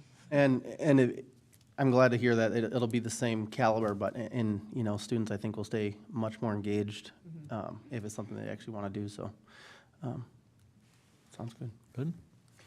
I just want to make a comment to Haley and Kristen. The fact that you guys, leaders in this department, have taken this under your wing is really just exciting. And the two of you are practically finishing each other's sentences. We can see how excited you are, but to take what your profession up at the high school, the sequencing and the courses, the offerings, and ultimately try to give kids more options, selections, and increase student outcome. I just want to applaud you for this work. There is a lot of balls in the air, as the superintendent said. There are policies that will need to be changed, board policies that would need to be changed in order to implement this. There's reviews of new curriculum that would have to come before the board, but it appears that you are up for the challenge. And again, just want to applaud your work. It's refreshing and exciting. Thank you. Thank you. Excellent. Go ahead, Kurt. Yeah, just really quick, 2 quick comments. Just echo Joel's excellent presentation. You laid it out understandable to the board and people watching, and I can see your passion, as Joel said. Second thing, I get with more people going into the career trades, technical education, looks like a great, maybe, I'm making some assumptions here maybe for you to comment on. Is it those people that are going into a different educational path, not attending a college, that why am I taking this class when I could be taking others? So I like the options as long as we hold them. I like the conversations that as long as we hold them to other accountabilities. I have one idea and then I'll stop, is my best course I took in college or high school for English was a business writing class. And it's not really business writing, it's career writing. I still have my 21-year-old daughter who went through the West Bend system and is now in college asking me how to write an email, how to write a reference letter, how to ask for a job. So I don't know if there's a kind of a career writing course that could be in our future, or if it's part of our CTE program. Sure. I don't think we have an exact course like that. I think there's bits and pieces that probably come in different courses, even with our composition class. I know they do some elements of that. But what we've talked a lot about this, what we envision is this kind of the beginning of additional changes probably, or we want to kind of see how this pans out, I guess, to be brutally honest, or how our modern lit course goes over. I mean, we envision success. We're keeping our fingers crossed, but we also think that there may be some additional changes that need to be made, or additional courses. As the students change, we need to also change with that as well and what they need. These electives haven't been looked at in a very long time. I can't give you an exact number, but it's been quite a while since the electives really were looked at. And so what we have before you is just like the first, after 2 years of looking at them, like, okay, this is what is feasible right now to make some small changes to then move forward. The writing piece has come up in other conversations of, are we doing enough for the like tech ed, like the MATC kind of routed kids who are trying to go right into a career. And so we know, hopefully you don't mind our faces, because we probably will be here again, looking to continue to update some of these selections that we have for students, because even from if it was 10 years ago these electives were looked at, a lot has happened in 10 years, and our courses need to adapt to allow for that. Excellent. Other comments, thoughts? I'll just echo everyone else's comments around our thanks to you and to the team for pulling this together. This clearly was a lot of work, and I had the privilege of sitting through curriculum committee and hear your enthusiastic presentation there, and your even more enthusiastic presentation now. So we appreciate that very much. Thank you. Absolutely. And I believe this is coming back for a vote next meeting. That is correct, yes. And I can speak for myself, but if you have any questions, my email, it's hdoherty. Feel free to shoot an email to us, and we are happy to explain in more detail if something was left unclear. So Thank you very much for that. thank you. Thank you. Thank you. All right, our next discussion item, occupational therapy and physical therapy services. And I believe Emily Melstrand is on her way up to the podium. Good evening. Good evening. Okay, so my discussion item tonight relates to a request for proposal that was recently fulfilled in consideration of a contract for occupational and physical therapy services. So in our district, we contract services for occupational and physical therapy on behalf of students who have disabilities and may have those related services as part of their IEP. We've contracted those services as long as I've been in the district and had really exceptional partnerships. But our contract comes to the end of its 3-year term in June. And we made the decision to go out to do a request for proposal, number one, because we want to make sure that we're being very fiscally responsible in terms of that contract. And then always just wanting to make sure that we're getting the best services that we can on behalf of students. So there were a couple of things that we highlighted in our request for proposal. I mentioned the fiscal responsibility, making sure we were getting the best price for the term. We highlighted consistency in staffing. We've been really fortunate because we've had a really consistent team of occupational and physical therapists supporting our students. And they really become an integral part of our IEP teams. I don't know that most staff members or family members would recognize that that's a contracted service because of the way that they work within our district buildings and teams. We were looking for strong customer service. We want to have somebody who is responsive to needs that we have, particularly when there's a staffing change or something needs to be adjusted within our service delivery. And looking for strong collaboration and just accessibility. How easily can we access the people that we need when we need something, and how willing are they to collaborate, not just on behalf of the students that they serve, but working with us around professional development and building capacity in all of our staff. With that, we received 3 proposals from 3 different agencies. We went through that as a student services team, and then I collaborated with our administrators. And our recommendation for contracted services is Rehab Resources, which is actually the agency that we currently contract with. They provided us with a very clear customer service plan. They're very committed to consistency in staffing, and they offered us an exceptional and guaranteed price for the next 3 years. They actually held their current their current pricing from the current year into the subsequent year. So that's our recommendation.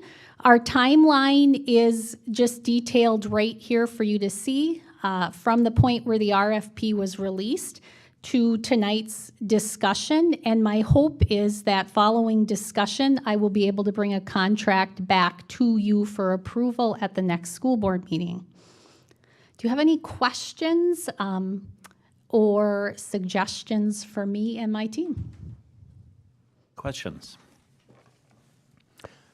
I just have a comment. Go ahead. I think it's great that they have such great consistency with staff, because I think that personal relationship is so important, between kids and the workers that are working with them, because you really get to know the kids and, how they work and all their little quirks and what helps them the best. And so I think that sounds really great. Absolutely. And also for our families. I mean, as a family of a student who has special needs, you become very connected to the people serving your child. And that consistency over time really does become important. So really, summary of this is it's the same provider that we're used to. Next year would be essentially flat rate. Flat rate. And I should say flat rate, and they've been pretty creative about how we use so we have an occupational therapist, a physical therapist, but then we also work with an occupational therapy aide, and they're employing a physical therapy aide. So there are times where a student can benefit equally as well working with an occupational therapy aide under the direction of that certified individual, and it provides us a little bit of a cost savings. That's not why we choose that. We choose that because we've had really phenomenal staff members who deliver high quality service, but it does provide us with a little bit of cushion in terms of the fees that we pay. I think based on the discussion, you're happy with their performance as a vendor. They have been very, very good from a customer service standpoint. Other questions? So the plan would be this would, in the meantime, you'll seek to look at contract terms, and this would come back to the board for action at the next meeting. Absolutely. Great. Okay, thank you Right. for that item. Thank you. All right, next we have, I believe, insurance broker services, and Mr. Andy Sarno will come to the podium. Good evening. Good evening. Thank you for your time this evening. Very similar to what Ms. Malstrand just presented, I have an insurance broker services RFP that's been released. Today was the due date for that. It had been reached out to many vendors for a lengthy period of time. And I have full disclosure, don't know the exact duration of that. This is the insurance brokering. So we have two different firms that we've been working with for a number of years.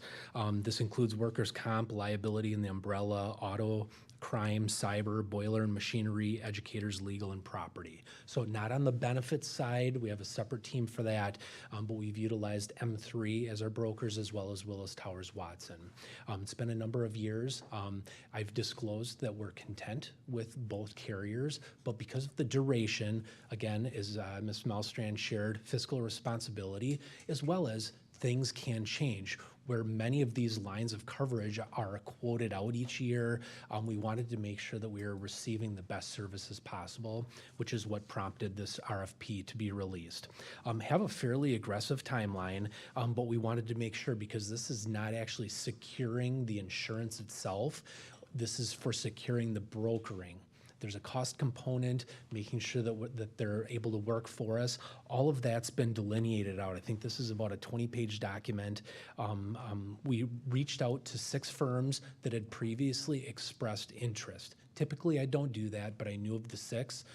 Phoned a 7th, posted it on the district's website, right next to Ms. Malstrand's RFP for OTPT, as well as Mr. Ross's architectural services. So we've begun a little bit more consistent of a process in marketing this, but wanted to make sure that we reached out to those carriers. I cross-referenced the list. The professional organization that I belong to, WASBO, has a vendors list, and that covered everybody. So I wanted to make sure that we saturated that out there. Pulled it together. This document came from several colleagues in other comparable regional districts. Assembled a comprehensive document.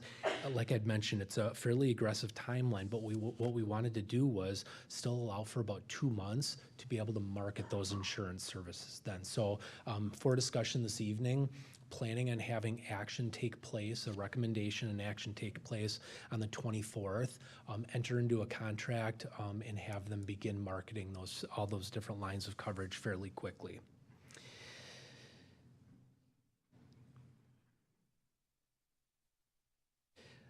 Over the next 2 weeks, as you recall, even just over the last year with some of the other RFPs, very aggressive in soliciting input, feedback from other school districts.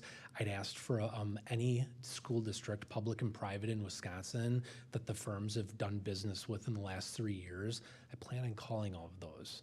That's something that we've done for the school bus, the transportation piece here a couple of years ago, making sure that we do our due diligence in selecting the right firm. So happy to answer any questions.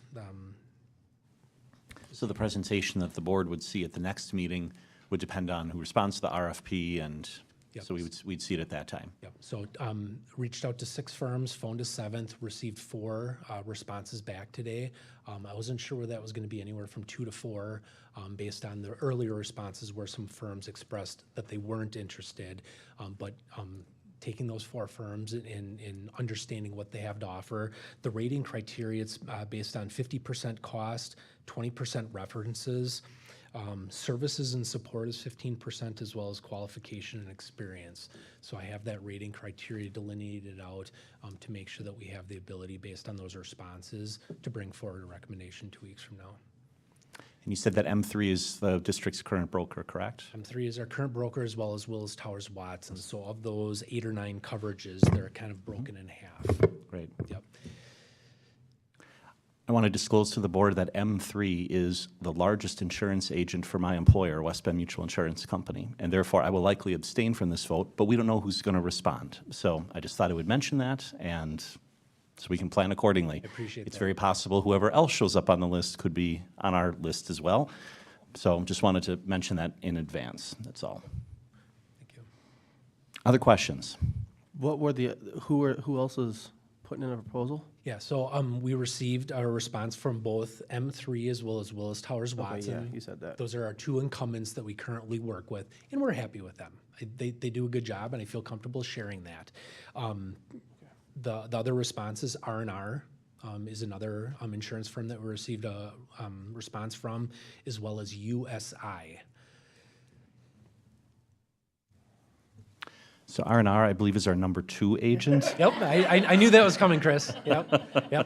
And I believe USI is one of our top 10 agents. So, but nonetheless, that's quite all right. We'll see who responds. And I will just say that the names that are They did respond. I'm sorry, yes. Those are the 4 that I received today Sure. at noon.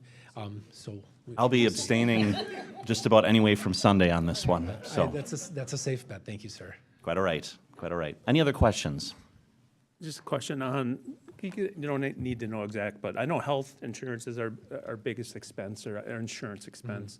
But what is the combination? We've got workers' comp, employees liability, commercial. What total expense do we spend on that a year? Yeah, so a little over $500,000. So workers' comp, about $325,000. We have a great mod right now. They norm it out at a 1.0 every year. When I came 4 years ago, and Lenny Hansen, Mr. Hansen in HR is not here right now. Between him, Dave Ross in facilities, the food services department, we were at a 1.39 mod 4 years ago. We're now at a 0.89, so 0.89, phenomenal. That in itself has saved $150,000 just by behaving, addressing the situations when they occur properly. Workers' comp, 325, property is about 150. Actually, a little over $500,000. Our cyber has climbed up closer to $60,000. Some of the other ones, auto is $30,000, crime is $8,000 per year, boiler and machinery is $12,000, educator legal, that's right around $10,000. So I'm probably closer to about $600,000 per year. So that goes into that fiscal responsibility, let alone the intent to find and make sure that we're doing our due diligence with the services that we're receiving. So, Yep, thanks, Andy. thank you. It'll be interesting perhaps to ask the candidates about the property insurance, because what we're seeing in the property casualty world is that rate increases, significant rate increases are coming because of a number of reasons. More storm activity than typical, as well as inflation for building costs, replacement, materials have gone up. And so it'll be interesting to see how they can help with regard to that. Yeah, exactly. Thank you. Sure. Other questions, comments? All right. We'll see you at the next meeting. Thank you. Appreciate that. Thank you. We are on then to Wisconsin School Nutrition Purchasing Cooperative, and Mr. Sarner will also address that topic. All right. Have a document uploaded into board docs. Mr. Dembski, our nutrition director, brought this forward. This is very similar. Just a month or so ago, we approved the North Shore Athletic Conference as an example. So there's a school district that's going to be the fiscal agent. We are the fiscal agent for one of the hockey teams, one of the hockey cooperatives. So something that we're becoming more familiar with, and quite often these are very advantageous on several different levels. So this is a group that comes together. They have buying power, both large and small. It's advantageous. It allows Mr. Dembski and his team to have a network of colleagues to collaborate with. So the reason that this one is being brought forward is that it's going to be a new fiscal agent, the Middleton Cross Plains over on the west side of Madison, around the Beltline. Middleton Cross Plains School District is going to be the fiscal agent. They've had a number of new districts participating in this. They've even gone through a prime vendor process. They've disclosed, they've pulled together their financials and made sure that they're fiscally viable. So it's just kind of a revamp of this program as well. So I could not locate the last time that we approved this 66030 agreement, but it's time to bring this forward. So happy to have this level of organization with such a fine group of people that are able to do some great stuff to make sure that our students are getting the nutrition that they need. For discussion only this evening, would plan on coming forward for a recommendation to approve on the 24th. This is essentially a membership agreement. We're not bound by this contract to pay other parties this, that, or the other thing. This is more Yep, around $300. roles and responsibilities of the parties. Exactly. $300 per year. We can get in and out whenever we wish to do that. We've been a part of this for a number of years. And I'm assuming since it's coming back to us, you've been satisfied with the fiscal benefit that we've received from it over the Very years. much so, yeah. The $300 membership, that almost buys the collaboration and collegial work that Tom gets. The buying power of this group is in the 5, if not 6, 7 digits. So 6 digits. Very good group. Right. Questions? It's like we'll see this at the next meeting as well. All right. That takes us to policy second reading items. We're going to shift gears a little bit to policy. Superintendent Wimmer. We had a prior first reading of these policies. In the interim, I haven't received any feedback questions regarding the policies being presented. We have a slate that are simply for review. We would update those. They were recently revised, or we had no further recommendation. You have a slate for revision with notation of kind of what those revisions are. Again, that's highlighted as well in the packets. And we had a substantial amount of new policies in the 440 series related to student behavior. Just either clarifying or creating where there wasn't. Kind of some words around some things. And then removal, recall, admission to first grade is now included in 421. And then search and seizure, while we're sunsetting this one, recall in addition, it's around search activities being much broader in an updated 446. The current search is 446.1 and only talks about lockers. 446 would encompass everything inclusive of lockers. Any questions on the first reading? Second reading. Sorry, caught myself there for a second. On the second reading. Now, I know normally we could take a vote on the second reading, but I think it makes sense for us to take this to a third reading next time. And I don't consider us having a full board with Tani's seat, so that's why it's in the discussion only section. Good catch. Thank you. Any questions? All right, that was our last discussion item. We're on to action items. First action item, 2023-2024 Head Start Cost of Living Allocation. And Jamie Malsum is here to address this item. Good evening. Good evening, and thank you. As President Zweigart mentioned, I am here tonight actually for 2 Head Start agenda items that are very procedural, so I'm going to try to keep this brief, but I'm happy to answer any questions that you might have. The Washington County Head Start program was awarded cost of living adjustment and quality improvement funds for the 23-24 school year. The cost of living adjustment funds recur annually and are tied to the CPI, and the quality improvement funds occasionally accompany the cost of living adjustment funds as well. These are permanent dollars, so they will be attached to the base grant in the subsequent years. So we use these dollars in accordance with the parameters outlined in the Head Start Act, and both items require board approval. So I am here tonight seeking that approval to accept both awards. Motion to approve the 2023-2024 Head Start Cost of Living Allocation as presented. Thank you, Melanie, for the second, and Joel for the motion to approve the 2023-2024 Head Start Cost of Living Allocation as presented. I'll pause for discussion. Hearing none, I'll call the motion. All in favor, please say aye. Aye. Any opposed? That motion carries. So then the next would be the 2023-2024 Head Start Quality Improvement item. You're also looking for approval of that as well, correct? Yeah, that's correct. Motion to approve the 2023-2024 Head Start Quality Improvement as presented. Thank you, Nancy, for the second, and Joel for the motion to approve the 2023-2024 Head Start Quality Improvement as presented. Discussion. Hearing none, I will call the motion. All in favor, please say aye. Aye. Any opposed? The motion carries. Thank you for Thank your you, time. Jamie, appreciate it. We're on to post-employment full premium insurance option. Mr. Lenny Hansen is going to address that. Good evening. Good evening. We're here to ask for approval of our discussion item from last time around a minor modification to the post-employment insurance benefit. There were a few questions last time. Didn't receive any other questions, so happy to answer them if necessary. Otherwise, ask for approval. Any questions for Mr. Hansen? I would move to discontinue the post-employment full premium insurance option while grandfathering retirees currently enrolled in the program as presented. Is there a second? Second. That was John, I believe, correct? Thank you, John, for the second. Motion to discontinue the post-employment full premium insurance option while grandfathering retirees currently enrolled in the program as presented. Final discussion. All in favor, please say aye. Aye. Aye. Any opposed?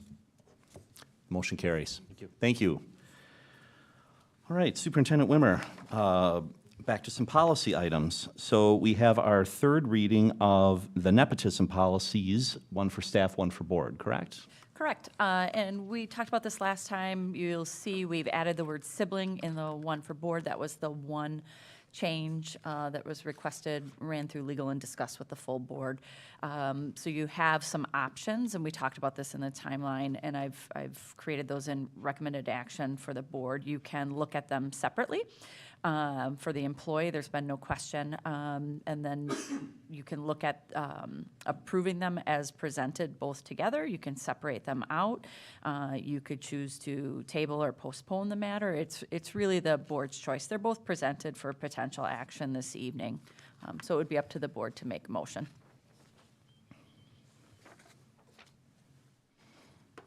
Any discussion, thoughts? I still think, I guess, the old nepotism policy was a bit more robust than these, and I'm still not set. Mm-hmm. Okay. I think I made my comments two meetings ago. I stick with the comments, and I hadn't received a complaint in the 5 years I've been on the school board. I think these policies go way too far, especially the employee one, down to a cousin level even, that a principal might be at a school and they can't even imagine their cousin. To me, yes, we're a big town, but we're still a small town that gets a lot of families that stay in, and I've had some great experiences with multiple family members that have been in this district. I think they're some of the best employees, so I think it's too restrictive. So I'll be voting to not approve any of these policies, and those are my thoughts. Great. Other thoughts?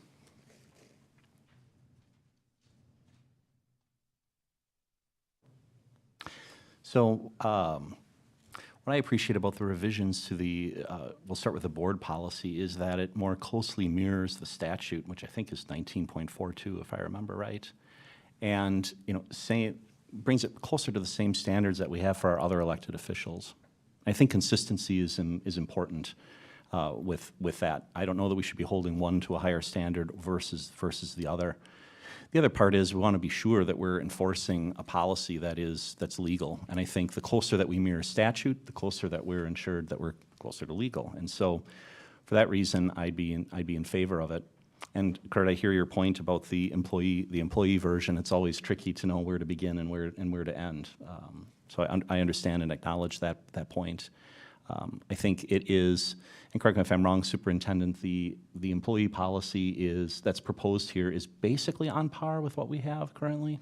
Very similar. We were talking about putting that language right into the handbook in those pieces. So again, having it duly stated. is fine as well, but very similar and consistent. I just have a question. If this policy or this third reading does not get approved by the board, does the old policy still stand? Yep, that's a great question. It stays in force because you haven't made any action to remove it. So it still stands. So that's why we kind of walked through last time the myriad of options that the board has tonight. So again, you can separate them out through your motions. You can choose to do a myriad of things, but because it's a third reading, you have to do something over it. You can choose to do nothing, but you got to do something. Right. And just to be clear, so the employee portion of it is going to be a policy as well? If that is moved and approved tonight, we would make it policy as well as language for the handbook. So, thoughts? So Nancy, you're reaching for your microphone. I guess this is just more to Mr. Rebhold's point. So your comment was that you find this policy to be too restrictive. Are you in favor of the current policy that's in place, or you find that to be too restrictive as well? So the current policy is too restrictive as well, so I'm on maybe a technical question. I would make a motion to eliminate both policies completely. You could choose to eliminate the, not only not stand these, but looking at the current language for removal, because it's your action, it's determined by the board. So it's revision, removal, any of those things.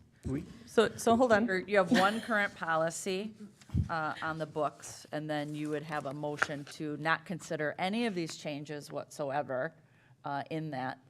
But go with I think that was the original out of committee was recommendation for removal. That was the first reading. So is that a motion that you're making, Mr. Rebholz? I don't think procedurally we can Right. remove that policy tonight. I think that would have to come as a. It would be, it would be a second reading on that. Your first reading already occurred with that as a recommendation for removal. It would regenerate into a second. So we'd bring that back. Well, because what I'm hearing is we have a member who's expressed interest in the policy either being eliminated or lightened. I think I've heard another member who's talked about it doesn't go far enough, and I wonder if instead, what makes sense is if we come back and say, well, let's put the various options in front of us, so that we can choose. I mean, I'm happy if someone wants to make a motion tonight. We could certainly, call it. I'm sensing that it needs a little bit of different additional discussion, but certainly would be willing to entertain a motion. I don't want to make a motion to approve these policies tonight because just based on discussion, I don't think it's going to have the votes to pass. And if it fails, then you're literally going back to square one on rewriting. Granted, the current policy does still stand. I suppose it's also we're at a little bit of a disadvantage only having 6 board members right now instead of 7. But I guess we've put a lot of work into these 2 policies that are in front of us tonight. If they're not quite ready, I'm fine with that, but I don't want this to start going all the way back to square one. If we table these or postpone it to a later date, however you want to say that, again, we still have a nepotism policy in place, and it keeps these 2 policies alive, if you will, to send them back to a second reading or a committee or a discussion with the full board. And so that's kind of my thoughts, just don't want these to totally die and start back at square one. So just kind of my thoughts. So tabling it would just kind of say, we're not ready to vote on this right now. We'll just put it out there, and it would just stay out there unless somebody decided to bring it back. That would be my understanding. Correct me if I'm wrong. Yes, you can either table it to a specific meeting, or you can table it in general, and then we'd have to bring a motion to revive it. So you could include in your motion that you're tabling it and making it vague, or you can say motion to postpone the matter until there's an additional review prior to it coming before the board again. So you can direct what needs to be reviewed a little bit, like this is what needs to happen. So it's the board's choice. So at this point, there's no motion on the floor. Correct. So I will make a motion to table this, but to bring it, I'm sorry, I don't have your exact wording, Superintendent, but to bring it back so that it needs to go back to. Discuss concerns presented and bring this back to the full board for review. Thank you, that's exactly what I wanted to say. We will get that. So you have a motion to table both of these policies and bring them back to the full board for review after. After discussion regarding concerns that were shared tonight. Okay. I'll second that. Motion and second to table these two policies and bring back to the full board for review after additional discussion. Any additional discussion on the motion? I'll call it. Oh, we're good? All right. I was just going to make Go a ahead. comment No, please. on discussion on concerns that were brought forward tonight, and I just, for the good of the order, not that it matters one bit, but I have no concerns over either one of these two policies. Thank you. I have another question. So if we did vote on this actual policy, and because we have an even number of people, if the vote was split right in half and as a tie, then what happens? It dies. Yeah, so if it's a tie, right. I mean, it requires a majority to pass, so then the motion would fail if it's a tie. So, great question. So we have a motion and second on the floor to table. Any final discussion? All right, hearing none. All in favor, please say aye. Aye. Aye. Any opposed? No. Just want to be sure, 2 noes for the tabling. I think we registered John and we registered Melanie. Is that right? Okay. Okay. So that motion will pass 4-2 regarding the tabling. All right. Thank you for working through that item. We are on then, let's see, to The other third reading items. the other third reading items. Please go ahead. We kept that one separate, just so that we could deal with that, knowing that it might be a little different. The rest was for a third reading. Again, no additional feedback in between. There was one for review on compulsory student attendance. Again, no recommendation. For revision, again, that entrance age, as well as open enrollment, just some minor changes to that one. And for removal, homeless education program, again, that is now in 411.2, which you've already approved. Any questions on the third reading of these policies? I will move to approve policy 431, policy 421, policy 423, and the removal of policy 426. Thank you, Joel. Thank you, Nancy. Motion and second to adopt policies 431, 421, 423, and removal of 426. Final discussion. Hearing none, all in favor, please say aye. Aye. Any opposed?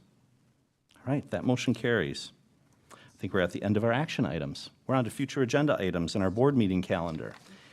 And on our calendar, we have a curriculum committee meeting on April 18th, regular board meetings on April 24 and May 8, and then another curriculum committee meeting on May 16, all taking place here at the Education Service Center. The board meetings that take place at 5:30 p.m. The curriculum committee meetings are scheduled for 8:30 a.m. We encourage individuals to look for the official postings in the event that the location or the time may change. Any questions on the calendar? Then lastly, any items for follow-up and communication? I have an item I would like to add for follow-up.